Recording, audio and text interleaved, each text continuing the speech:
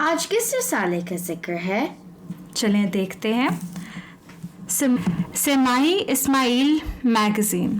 اسماعیل magazine ایک سرمائی رسالہ ہے جو واقفین نو کی تعلیم و تربیت اور عملی زندگی میں اعلیٰ معیار قائم کرنے کا ذریعہ ہے۔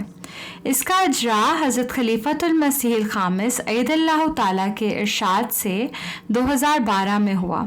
اتفاق سے اسی سال تحریک وقف نو پر 25 سال بھی پورے ہوئے تھے۔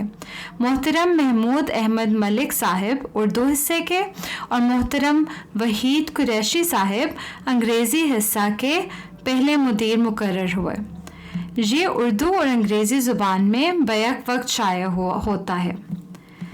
اس رسالے کے آغاز پر حضرت خلیفۃ المسیح الخامس عید اللہ تعالیٰ بنصر العزیز نے اپنے خصوصی پیغام میں فرمایا، ہر وقف نو سے توقع رکھی جاتی ہے کہ وہ اپنے وقف نو کے عہد کو جو ان کے ماں باپ نے ان کی پیدائش سے بھی پہلے کیا اور جس کی تجدید انہوں نے خود کی، اس کو اس اعلیٰ معیار کے ساتھ نبھانے کی کوشش کریں گے جس کی مثال حضرت اسماعیل علیہ السلام نے ہمارے سامنے رکھی، اور ان کی قربانیوں کو قبول کرتے ہوئے ان کی نسل سے اللہ تعالیٰ نے اس انسان کامل صلی اللہ علیہ وسلم کو پیدا کیا جس نے عظیم روحانی انقلاب پیدا کیا اور جنگل کے رہنے والے بدوؤں کو تعلیم یافتہ انسان بنایا اور پھر باخدا اور خدا نما انسان بنا دیا، اور پھر انہوں نے بھی دین کی خاطر وہ قربانیاں دیں کہ جو اسلام کی تاریخ میں ہمیشہ سنہری حروف سے لکھی جانے والی ہیں۔